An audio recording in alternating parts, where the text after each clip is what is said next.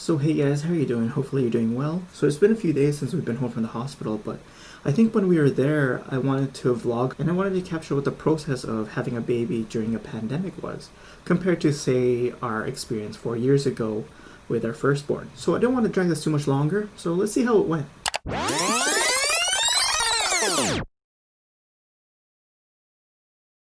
So hey guys, how are you doing? Hopefully you're doing well. As you can see, I'm not in my regular office.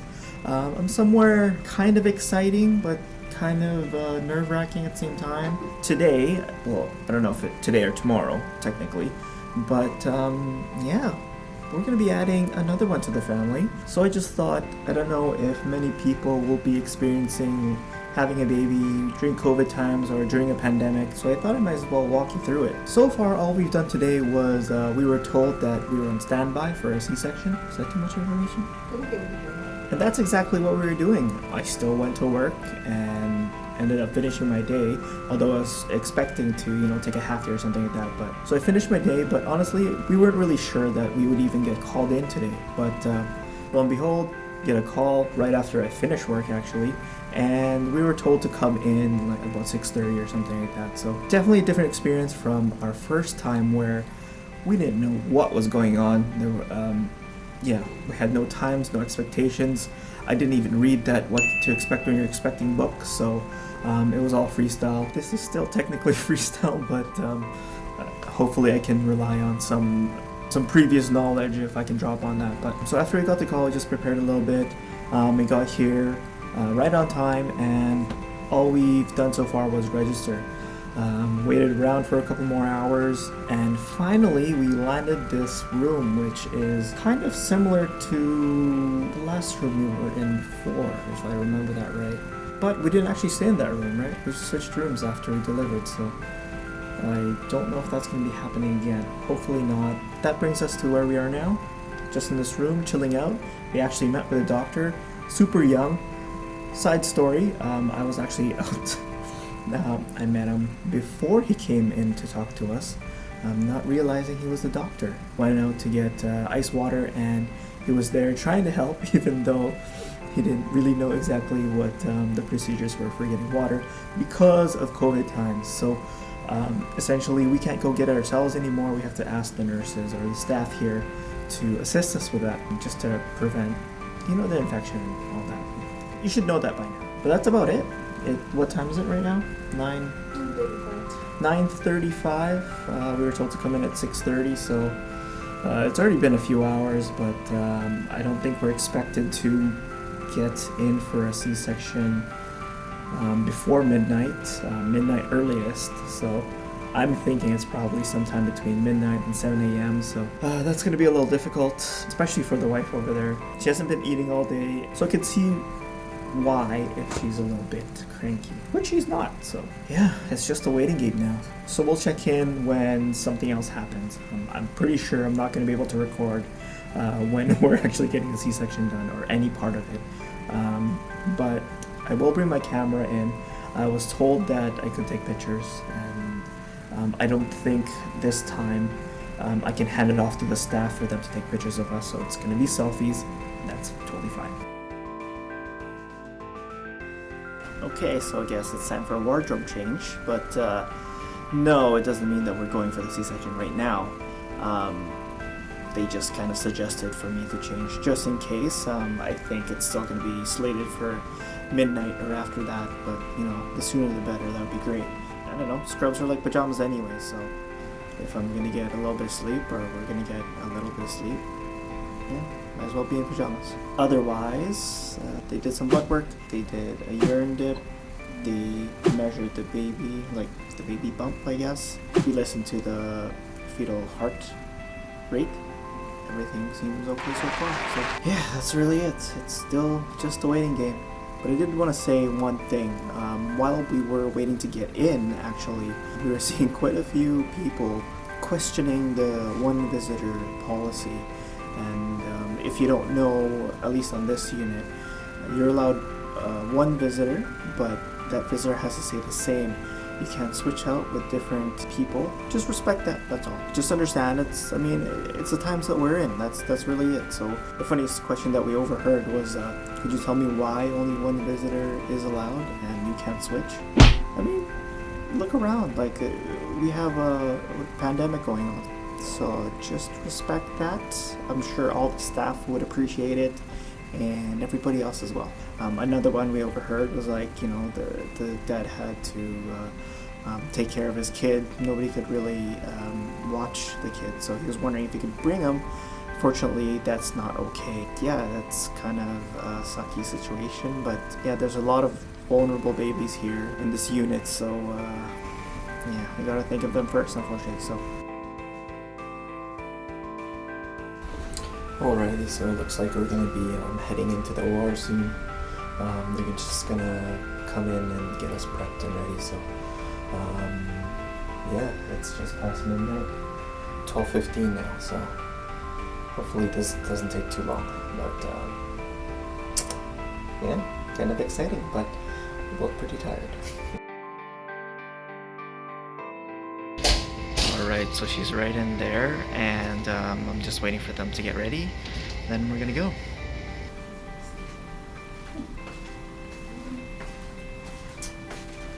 Okay, so time for the next update. When did I actually do the last one? So it is the next morning, if you can't tell, and we do have a new addition to the family.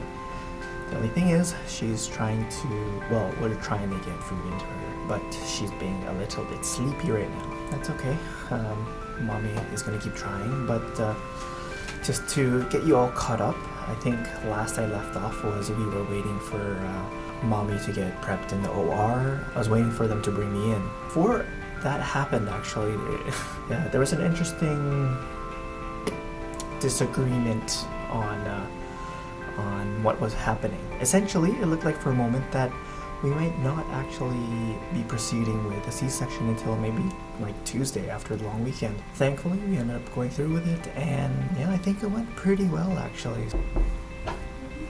Told you. Alright, so this whole time I've noticed that every time I've started to vlog, somebody always walks in.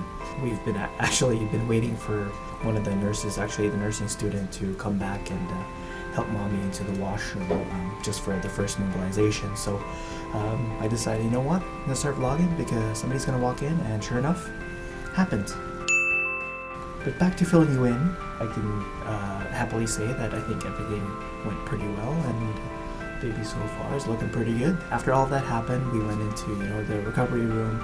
We just had to get Mommy feeling a little bit better before we came back into this room. I think we got back in here, what was it, like 5 o'clock? Between 4 and 5 o'clock in the morning. Not much sleep, although I actually got a couple hours while Mommy was up trying to feed baby, but I don't know how. She's still quite awake right now, so everything looks like it's pretty good. In the first pregnancy, she had a little bit of preeclampsia, so like some high blood pressure going on after, and I don't think we're seeing that this time, which is fantastic, because that extended our hospital stay to like 5 days at the first time, and that was honestly pretty draining.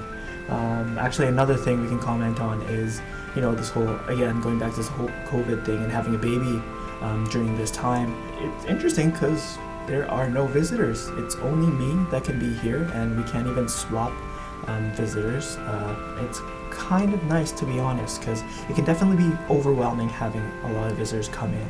And then, of course, with the, let's say, older generation trying to put their 2 cents in, and, meaning well, but giving a lot of instruction or suggestions which may not necessarily apply and may not work. In this case, every baby, every pregnancy is different and quite unique to the baby and the mom, so that can be pretty daunting and overwhelming. So yeah, we're just kind of just enjoying this. We're keeping everybody up to date with through Messenger and stuff, and we were just talking, and the fact that we've gone through this once already, even though the environment is, at least we would say, a little bit nicer, just that experience of going through it once already is quite beneficial, because Alright, so apparently the video died on my last entry, so I don't actually remember everything that I said in that, so I'm gonna do my best to go back, look at the footage, and try to fill in the gaps there. But anyway, to keep this moving forward, we have finished, pretty much our first 24 hours. We've passed it, right? It's what, 26, 27 hours here now. And it's essentially the end of the first full day here. I'm not talking very loud because I'm hoping the baby can sleep a little bit. So far, she's been intermittent with her sleep, and yeah, we're still trying to keep her consistent with feeding, but unfortunately we've had to start supplementing with formula now just to keep her sugars in check. Yeah, we're just gonna keep going with that. So if her sugar stays stable, we should be out within 48 hours, but that's 48 hours from 2 o'clock this morning. So that means, well, today is still Saturday. That would mean 2 o'clock on Monday. And they said, usually they wouldn't really discharge people at 2 a.m. So 7 o'clock on Monday we should be out. Hopefully all goes well, and that's really it. If anything else happens during the next couple days, I'll let you know, but otherwise, really hoping we get out by Monday. Alright, so for another update, it is, I'm not really sure what day it is now. Since we came into the hospital, I'm not having the baby yet, it's been about 38 hours or something like that. So originally we were slated to go home at tomorrow morning at some time. The OB came in and suggested that we could probably go home later tonight, just as long as everything checks out and that we were comfortable with it. I definitely wouldn't mind, especially given how last night went. I think I've forgotten what nights were like with a newborn. And yeah, you kind of get sleep maybe an hour max at a time. Totally forgot what to really do when they're crying. And sometimes they just keep crying and you have no idea. The lack of sleep really takes a toll, and yeah, you can't really think properly. So normally you would go through the steps of being like, oh, are they hungry? Are they, have they wet their diapers? Something as simple as that is quite difficult when you're sleep deprived. Baby actually slept for a few hours from 3 to 6 or something like that, so that was pretty good. Oh yeah, and dealing with colic, that's another thing that we totally forgot about. It's just something we have to expect now, and yeah, it should be fine. But sometimes, babies will cry for no reason, so there's that as well. Alrighty, so I think we're gonna finish this vlog where we started it. We've been here for a few days. She's been with us for at least 48 hours now, and we're good to go home. So pretty excited, and yeah, we just packed up, and we just need our car seat checked, and we should be good to go. It's gonna be nice being able to sleep in our own bed. Okay, so I'll either check in once we're home, or I'm probably just gonna do another update. So I'll see you in a bit. So I just want to finish this video off by saying thank you to all the staff there. They were all pretty great. Essentially, the differences between having a baby during a pandemic compared to pre-pandemic times is visitors is definitely a big one. There are no visitors, and there can only be one support person, and the support person cannot change. Also, helping yourself to water and ice, you can't really do that anymore. And one thing I'm wondering is the capacity. I don't know if they're cutting down the amount of people they're admitting, but I can see that being a different practice now. It's probably more encouraged for people to stay at home as long as possible before being admitted. So again, overall, it was a pretty pleasant experience. I think my wife and I are just happy that we didn't have to stay there for much longer. Mommy and baby are fine for the most part, and we can't be any more thankful. Thanks for joining me and listening to me talk for 12 to 13 minutes. So we'll see you in the next one.